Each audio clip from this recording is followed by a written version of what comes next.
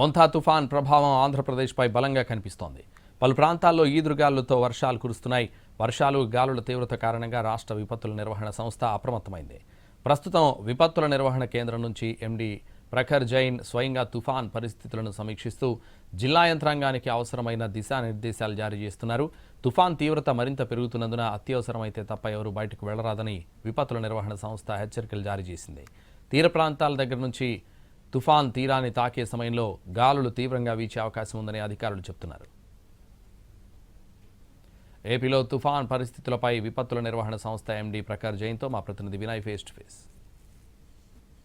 ఆంధ్రప్రదేశ్లో తుఫాను సివియర్గా మారుతా ఉంది.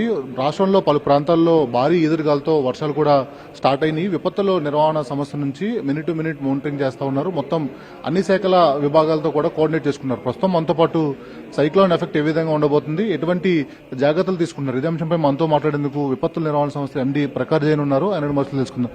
సార్ చెప్పండి సార్, నిన్నటి నుంచి తుఫాన్కి సంబంధించి ఇలా క్లియర్గా మానిటరింగ్ చేస్తూ ఉన్నారు. సైక్లోన్ స్టేటస్ ఏంటి సార్? మానిటరింగ్ మనకు 22 నుంచి జరుగుతుంది. సైక్లోన్ స్టేటస్ ఏంటంటే ఇప్పుడు కాకినాడ కోస్ట్తో 540 కిలోమీటర్ దూరంగా ఉంది. 28th రేపు నైట్ దాకా రీచ్ అయ్యి ల్యాండ్ ఫాల్ కూడా మనకు వెస్ట్ గోదావరి, కాకినాడ, అమలాపురం ఇటువైపు ఉంటుంది. దాని తర్వాత ఇంకా పై వెళ్ళి డిసిపేట్ అయిపోతుంది. స్పీడ్ 80 to 100 km/h అలా ఉండొచ్చు. అది కాకుండా మనకు heavy rainfalls, extremely heavy rainfalls ఖచ్చితంగా ఉన్నాయి. సో అన్ని central Krishna basin, central coastal AP జిల్లాలు అన్నిటిలో ఎక్స్ట్రీమ్లీ హెవీ రెయిన్ఫాల్ ఉంటుంది. సార్, అంటే డిజాస్టర్ మేనేజ్మెంట్ నుంచి చాలా హై అలర్ట్స్ ఇస్తా ఉన్నారు. సో నిజంగా ఈ తుఫాను ప్రభావం అంత ఉండబోతుందా? ఈ అప్డేట్ చూసి ప్రజలందరూ కూడా పానిక్ అవుతున్నారు. దీనిపైన ఏం చెప్తారు? దీంట్లో ప్యానిక్ ఉండడానికి అంత అవకాశం లేదు. మామూలుగా మీరు ప్రికాషన్ ఫాలో చేస్తే అంత ఎఫెక్ట్ మీకు కనపడట్లేదు. తుఫాన్ ఉన్నప్పుడు ఖచ్చితంగా ఇంటి లోపల ఉండాలి, సెక్యూర్గా ఉండాలి. కొన్ని చోట్ల మన ప్రభుత్వం తరపున ఫంక్షనరీస్ వచ్చేసి, ఆఫీసర్స్ వచ్చేసి మీకు రిలీఫ్ షెల్టర్స్కి తీసుకువెళ్తారు. సెక్యూర్డ్ హౌసెస్లో అంత పెద్ద మాట లేదు, పక్క హౌసెస్లో అంత పెద్ద మాట లేదు. కానీ కచ్చా హౌసెస్ ఉన్నప్పుడు, హట్స్ ఉన్నప్పుడు, లేకపోతే కొంచెం లంక గ్రామాల్లో, లో లయింగ్ ఏరియాస్లో ఇక్కడే ఎఫెక్ట్ ఉంటుంది. దానివల్ల అక్కడ నుంచి మన వాళ్ళు షిఫ్ట్ చేసి రిలీఫ్ షెల్టర్స్కి తీసుకువెళ్తున్నారు. సార్, అంటే పర్టికులర్గా ఈ తుఫాన్కి సంబంధించి ఏమైనా ఎఫెక్టెడ్ ఏరియాస్ ఐడెంటిఫై చేశారా?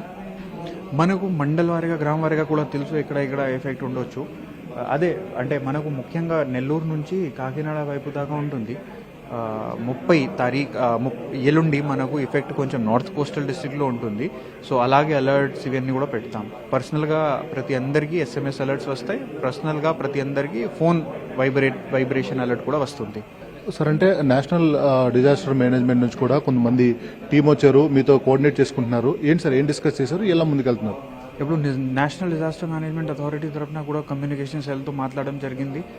వాళ్ళు మనకు సెల్ బ్రాడ్కాస్ట్ ఫెసిలిటీ ఇస్తున్నారు. సెల్ బ్రాడ్కాస్ట్ అంటే అలర్ట్ పంపించడానికి ఎక్కడ నుంచి కమాండ్ ఇచ్చిన తర్వాత 10 seconds లోపల టార్గెటెడ్ ఏరియాలో ఫోన్ వైబ్రేట్ అయిపోతుంది మన మెసేజ్తో.